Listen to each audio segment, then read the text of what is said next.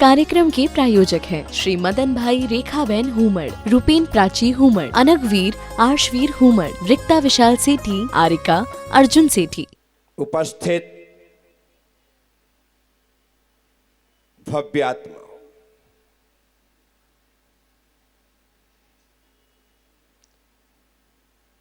साधु जीवन और गृहस्थ जीवन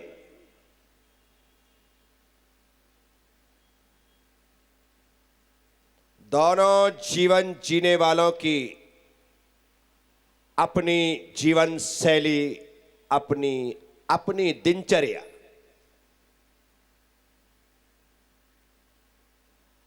और शास्त्रानुसार,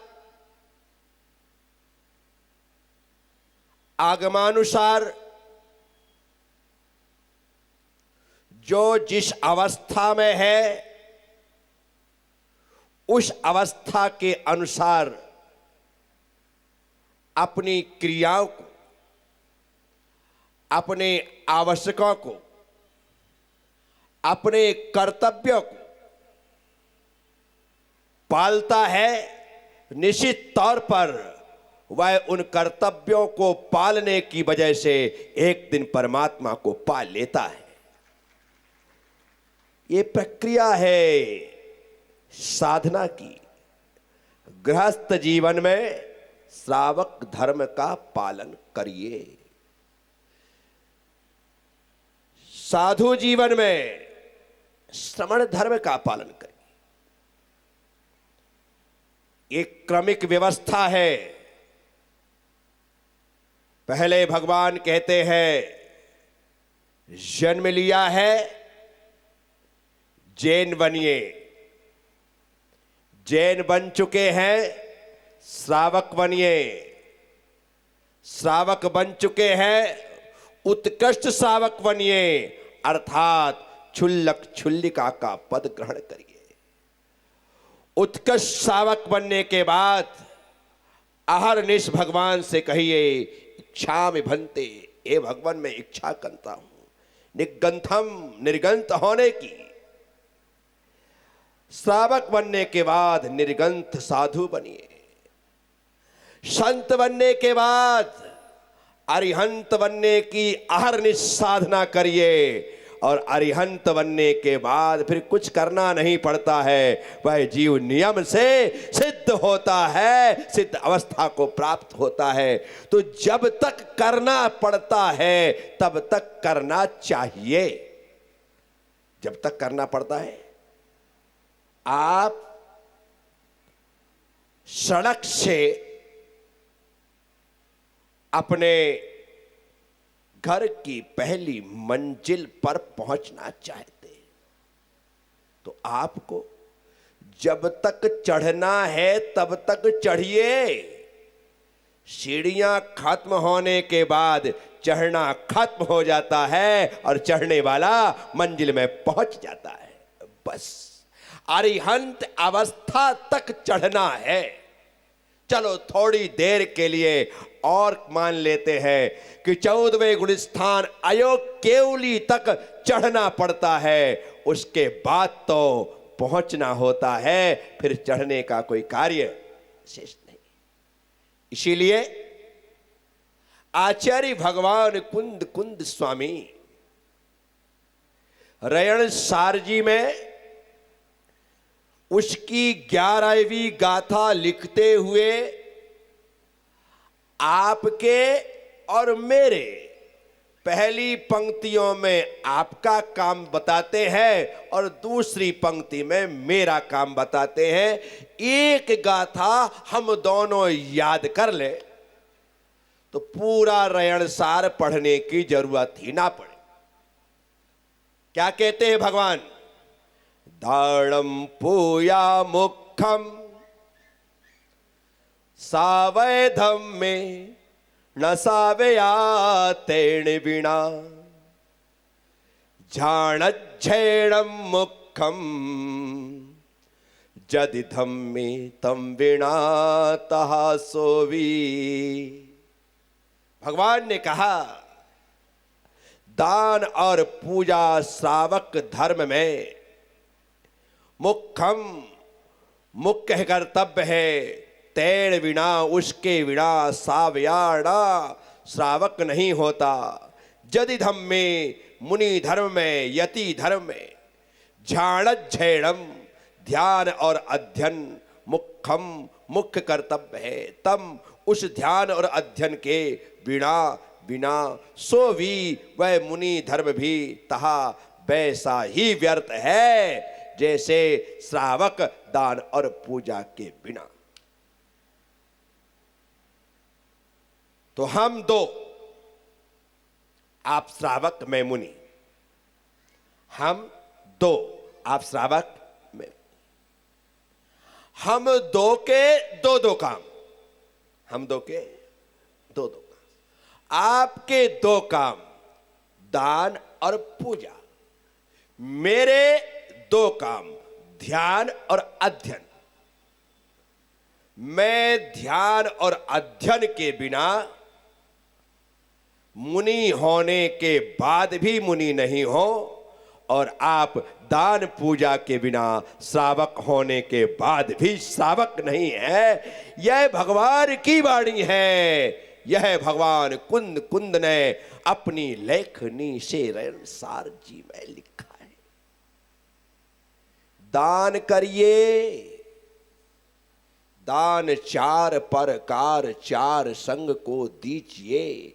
धन बिजली उनहार नर भव लाहो लीजिए। तुम्हारे पास पैसा है तो वह तुम्हारे मेहनत का फल नहीं है, वो तुम्हारे मेहनत का फल। तुम्हारे पास पैसा है राजेश, तुम्हारे पास पैसा है पवन जी, आपके पास पैसा है तो वह पुण्य का फल है। क्या है? क्या है? आपने पुण्य किया, इसीलिए ये बाह्य वैभव प्राप्त हुआ है। धन है, दौलत है, घर है, दुकान है, मकान है, पद है, प्रतिष्ठा है, नाम है, यश है, इज्जत है, सब कुछ है। ये सब तुम्हारे पुण्य का फल है। क्या है? क्या है? और ये पुण्य का फल तुम्हारे दान से प्राप्त हुआ, क्योंकि दान करना पुण्य है। दान करना, दान करना, तुमने दान करके पुण्य कमाया, पुण्य से आपको फल मिला, और उस फल को आपने फिर से पुण्य में लगा दिया। उस फल को आपने फिर से पुण्य में लगा दिया और फिर से आपको फल प्राप्त हुआ। किसान करता क्या है?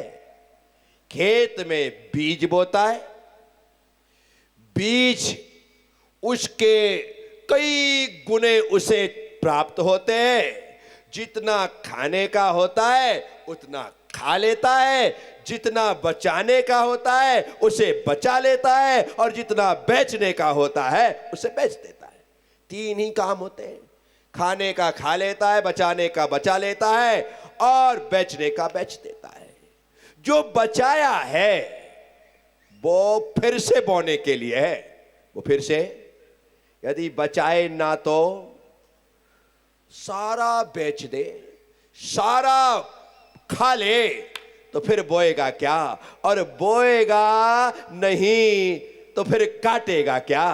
इसीलिए श्रावकों को चाहिए कि वह दान के फल से संपत्ति हासिल करे और उस संपत्ति को अपने भोग में लगाए, परमार्थ में लगाए, दूसरों के कल्याण में लगाए। यह कार्य होना चाहिए। लगातार हमें अपनी संपत्ति का उपयोग करना चाहिए। कुछ लोग कहते हैं मैंने कर तो दिया दान, अब बार बार थोड़ी। ऐसे ही खाने के लिए बोला करो, कल खा तो लिया था, अब आज फिर थोड़ी। तू पागल हो गई, लगता है सारा का सारा पैसा इसी खाने पीने में बर्बाद कर देगी। ऐसा बोलते हैं क्या? खाना खाने के बाद भी 2-4 रसगुल्ले इत्मीनान से खा लेते हो? बोलो हाँ। खाते समय तो बोल रहे थे कि बस अब तो जगह नहीं बची है, जैसे ही रसगुल्ले दिए गए जगह कहां से बन गई है? हम भोजन रोज रोज करते हैं और भजन की बात आती है तो कहते हैं रोज रोज। भोजन में कहा करो रोज रोज। इसलिए हर गृहस्थ का, हर श्रावक का नियम होना चाहिए, भोजन मैं तभी ग्रहण करूंगा जब पहले भगवान के मंदिर में जाकर के भजन कर लूंगा। भजन के बिना मैं भोजन ग्रहण नहीं करता हूं, क्योंकि मेरा भोजन भजन को बढ़ाने के लिए है, भजन को बढ़ाने के लिए नहीं है।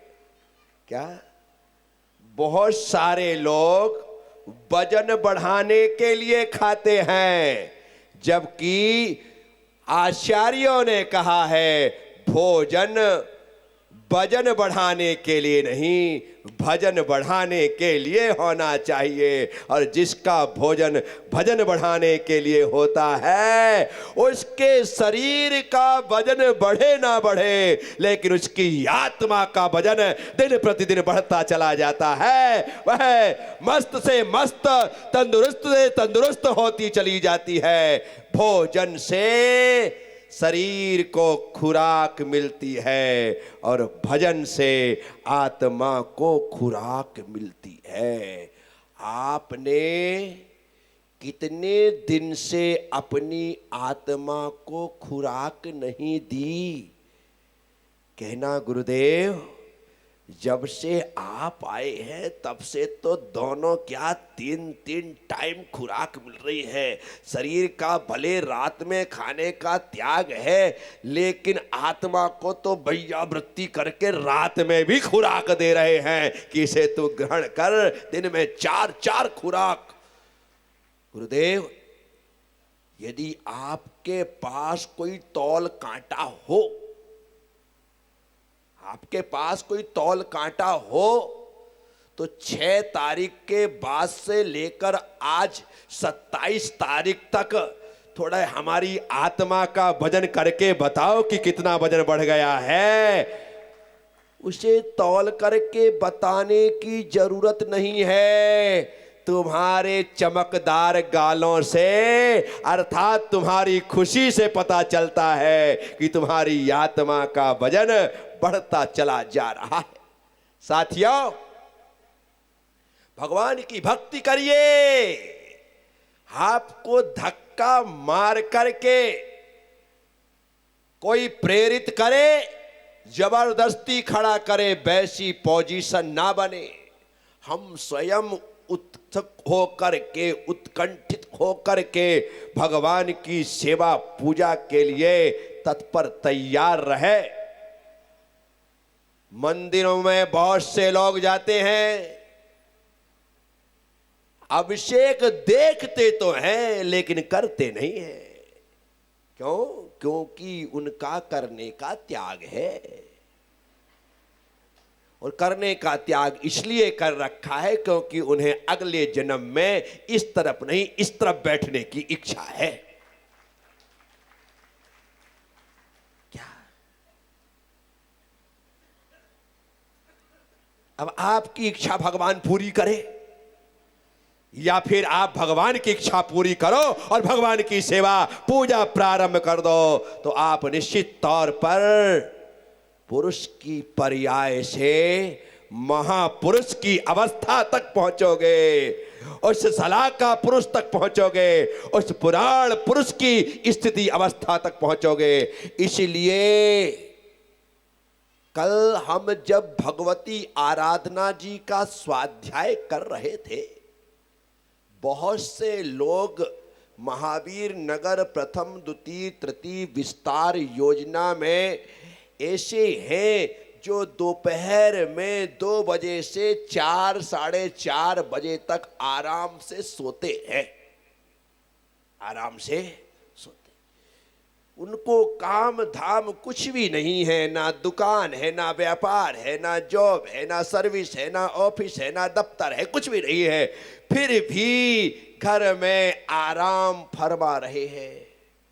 दोपहर में जो तत्व चर्चा होती है ना, आप कितने भी प्रवचन सुन लो और कितनी भी आनंद यात्रा अटेंड कर लो, दोपहर में तो शुद्ध अमृत मिलता है। क्या मिलता है?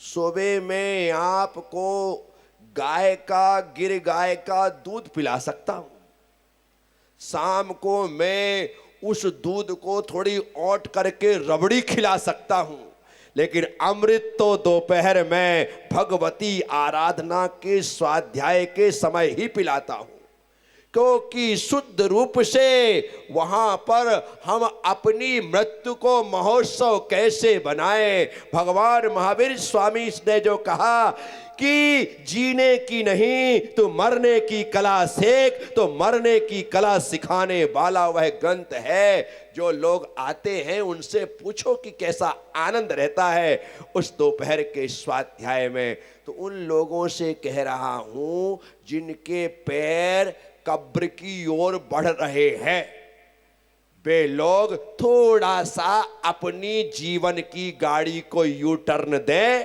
और कब्र में, शमशान में जाने से पहले वहां जाने की एक शानदार चर्चा भगवती आराधना के रूप में सुने, क्योंकि जाना तो है। तो हम कल पढ़ रहे थे, उसमें प्रशस्त निदान, अप्रशस्त निदान, भोगकृत निदान, ऐसे 3 प्रकार के निदान आए। उसमें प्रशस्त निदान में कहा कि कोई स्त्री, कोई नपुंसक भगवान से पुरुष पर्याय की प्रार्थना कर रहा है, कोई स्त्री चारित्र का, व्रत का, नियम का पालन करते हुए यह प्रार्थना कर रही है कि हे प्रभु, मैंने जो व्रत नियम उपवास ग्रहण किए हैं इसका फल मुझे अगले भाव में पुरुष की पर्याय मिले। तो आचार्य शिव कोटि स्वामी, आचार्य अपराजित स्वामी कहते हैं उस स्त्री के संयम को धारण करने की भावना से, मुनि बनने की भावना से जो पुरुष पर्याय का निदान किया जा रहा है वह निदान होने के बाद भी प्रशस्त है। इस कार्यक्रम के प्रायोजक हैं श्री मदन भाई रेखाबेन हुमड़, रूपेन प्राची हुमड़, अनगवीर आर्शवीर हुमड़, रिक्ता विशाल सेठी, आरिका अर्जुन सेठी।